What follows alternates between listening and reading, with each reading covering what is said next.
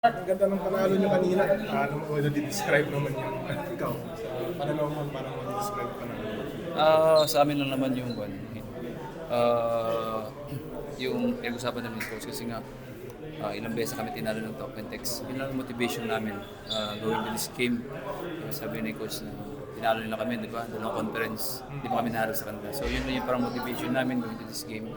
Kasi kailangan din namin manalo, going to the playoffs. So yun yung mga motivation namin. Kaya yun yung napapanalo sa amin ngayon. Kasi nga, yung focus namin doon sa game. Kasi nga, sabi nga, di pa naman kami talaga pasok sa playoffs, di ba? Kasi nagtitira kami. So kailangan namin yung big win sa big win for us. Pasok ngayon, alam namin na nakapasok na talaga. Yung ano, kasi 12 assist ka kanina. Isahin mo sa nilaro din ng mga kakampi mo. Okay nga, sabi ko nga, lahat kami, hindi lang isang tao.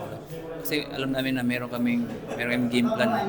May mga scheme, marami kami scheme sa Token kasi nga, Token Deck sa champion team, talented mga players. So meron kami, bawat player may mga scheme kami, kaya kailangan talagang focus. So yun yung nangyari, focus namin sa game ngayon. So sobrang ganda.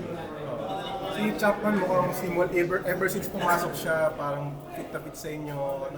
Paano mo pa siya madidescribe? Si Champ naman kasi isa parang hindi naman siya yung player na go-to guy na bigyan mo. Mabigyan mo, minsan alam niya na yung spot na kailangan niya na para sa amin. Yun nga, offense and defense. So leader, siya leader. Mukhang mabait din. Mabait. Makita mo, pag nag-usap kami sa dugout, kulitan lang, makita mo talaga yung vibes, yung aura.